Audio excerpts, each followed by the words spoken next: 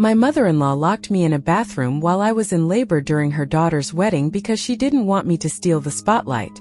A few hours later, I woke up in the hospital. Hi everyone. My name is Laura, and I'm 29 years old. My husband Mike and I, 30, were recently blessed with a baby girl, Emily, just 2 weeks ago. This is our first child, and we couldn't be more excited. Parenthood is everything we imagine, but it's also been an adjustment with its share of challenges. However, the events surrounding Emily's birth have left a dark shadow over what should have been the happiest day of our lives. What happened on the day Emily was born was nothing short of traumatic. I truly believe I wouldn't be here today if it weren't for Mike's timely intervention.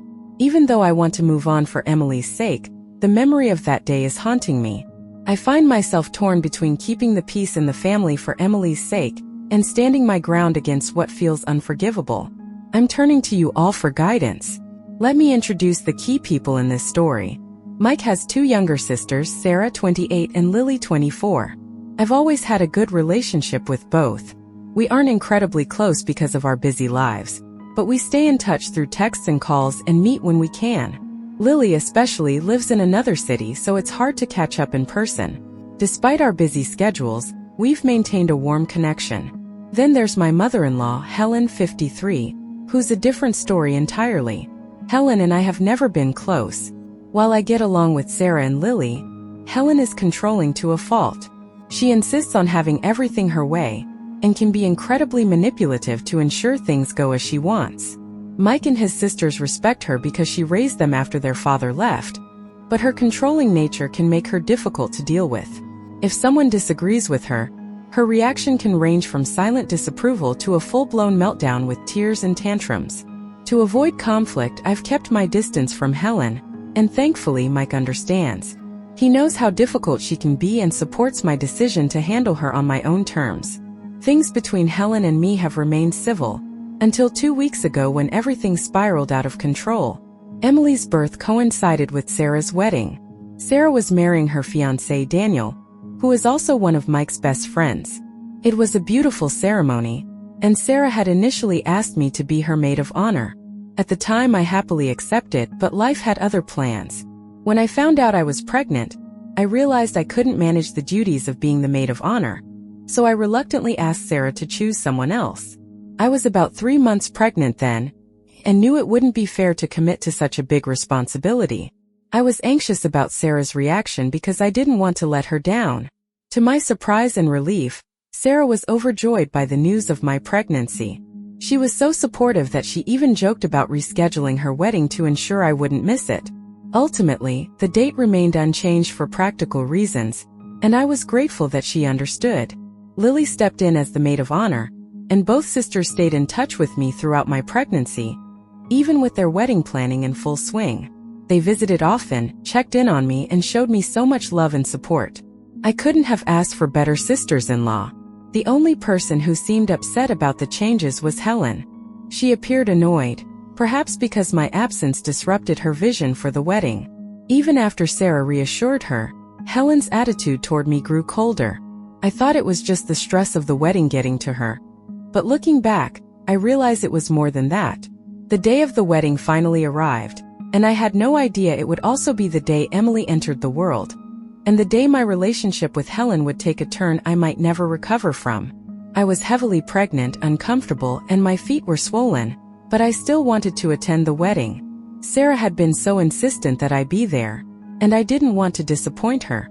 I had even asked her beforehand if she thought it would be better if I stayed home. I told her I didn't want my very visible pregnancy to steal the spotlight from her on her big day.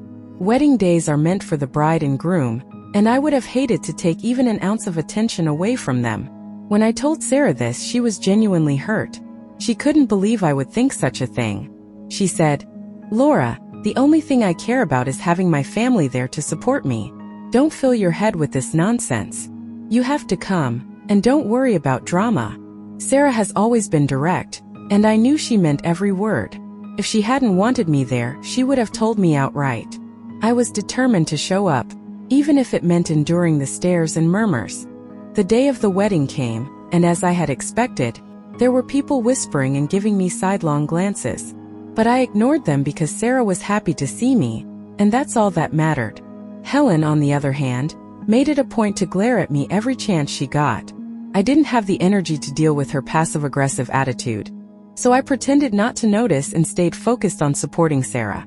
Then the unimaginable happened. Just before the ceremony was about to begin, I started feeling unwell. I had already greeted Sarah and congratulated her, so I decided to excuse myself and go upstairs for some fresh air. I thought stepping away for a moment would help me feel better, and I could return before the ceremony began. What I didn't notice was that Helen had followed me. As I made my way to the bathroom, I started feeling even worse. Then, without warning, my water broke. Panic set in. I was in labor, and this was the worst possible time and place for it to happen. I crouched down, overwhelmed with pain and fear. Thankfully, Helen walked in at that moment. I immediately asked her to take my phone and call Mike. I needed to get to the hospital, and I needed him there with me. She helped me up and sat me down on the toilet, taking my phone. For a brief second, I felt relieved, thinking she was going to help. But then everything went horribly wrong. Helen's expression shifted, and her tone turned cold. "You're not going anywhere until the ceremony is over," she said. "This is Sarah's day, and I won't let you ruin it."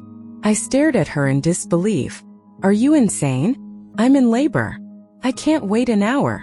I tried to grab my phone from her, but she was faster. She locked me inside the bathroom and left, taking my phone with her.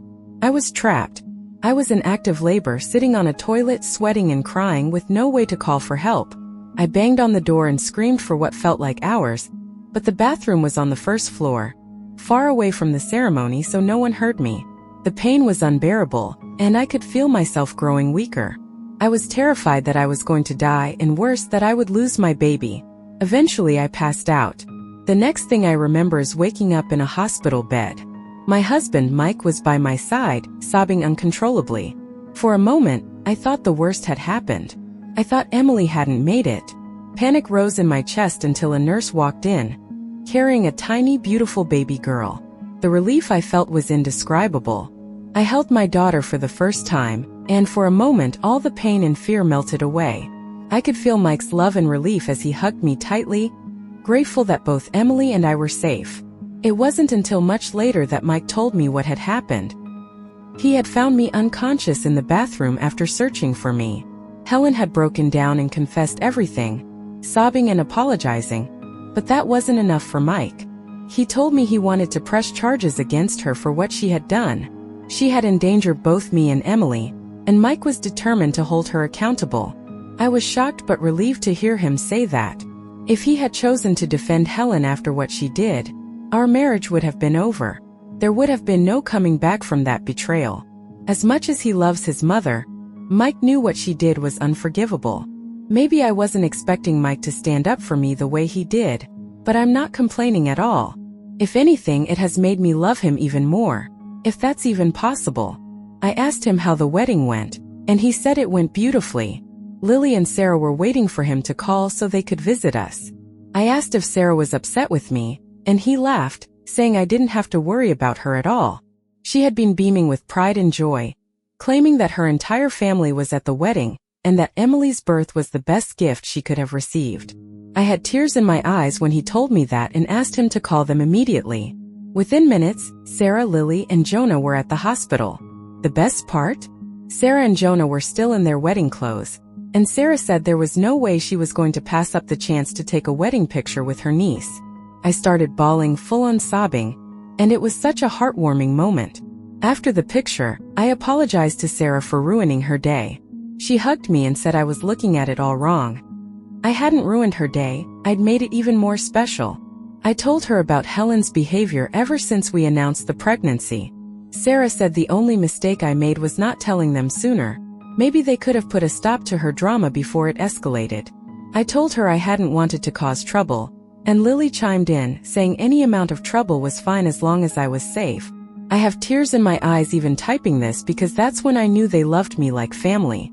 I wasn't just Mike's wife to them, I was family. Sarah is one of the best women I know, so secure, so happy.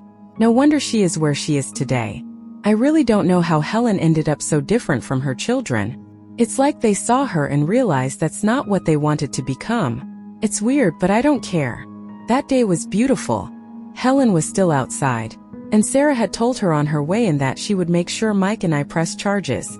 Helen wanted to come in and meet Emily, but I didn't want her anywhere near us. Sarah said we needed to keep ourselves safe from her. Sarah apologized to me, feeling like she hadn't addressed her mother's overprotective instincts or made it clear enough that she had no problem with my pregnancy. She said maybe if she had, the incident could have been avoided. I told her she had made me feel safe and there was no way she was at fault. Meanwhile, Mike was outside talking to Helen. When I was discharged and came home with Emily 2 or 3 days later, Mike told me what he and Helen had discussed. He said he had informed her he would be pressing charges and that nothing would change his mind. He also told her she was never allowed in Emily's life. She's not her grandmother in any capacity, he said. You chose to put my wife's life and my unborn child's life in danger over an assumed slight that didn't even concern you. He also said the money he and Lily had been giving Helen, she was living off of their money, would be substantially reduced. That's when she started crying, saying she had slaved away her whole life for her kids and didn't deserve this. Mike told her that while he knew and appreciated all she had done for them, it didn't give her the right to control their lives. He said she was in the wrong and he had been ignoring or excusing her behavior for years, but not anymore. When it came to Emily and me, she needed to know she had crossed a huge boundary and proven she wasn't safe to be around. He pointed out that Sarah never had a problem with me being pregnant, and yet Helen had created an unnecessary mess. Helen, still trying to justify her actions, claimed that as a mother, she understood that Sarah hadn't wanted me there to steal the spotlight. Sarah overheard this and tore into her, leaving no room for doubt about how unacceptable her actions were. So, we are proceeding with the case, that's for sure, but Mike will handle it because I have a newborn to care for and can't be dealing with this drama. None of the siblings are willing to talk to Helen anymore. Sarah has completely cut her off, Lily only talks to her when necessary, and Mike and I are obviously no contact. I don't think Helen anticipated this level of fallout. Maybe she genuinely thought she was protecting Sarah, however twisted that sounds. I'm not defending her, not in the least, but I still feel bad for her because it all backfired so horribly. Now, a part of me wonders if they should talk it out with her because it feels wrong and bad to me. I don't know. Maybe I'm not thinking straight. I know if I mention this to Mike, he'll fly off the handle. He's furious with her and can't even look at her right now. I hadn't anticipated things escalating this far, but here we are. Update 1.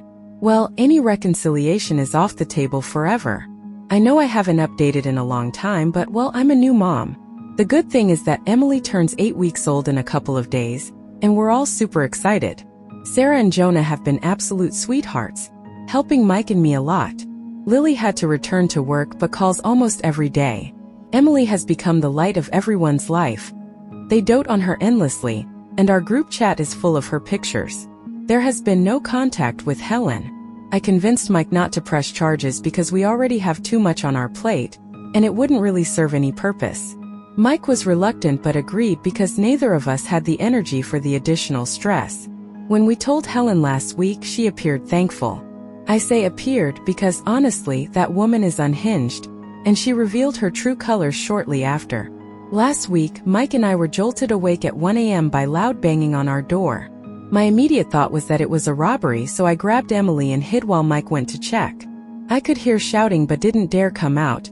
I didn't want Emily to wake up or be in any danger.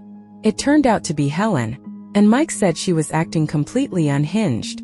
She was screaming that she wanted to see Emily and yelling that we couldn't keep her away. Mike had to threaten to call the police before she finally backed off. We immediately informed Sarah and Lily because we were concerned, but it turned out to be for nothing. The very next day, Helen sent us a series of disturbing text messages. She started off by accusing us of being nasty and cruel for not letting her see Emily and claimed we were punishing her when her only crime was being a mother. The texts quickly escalated in tone.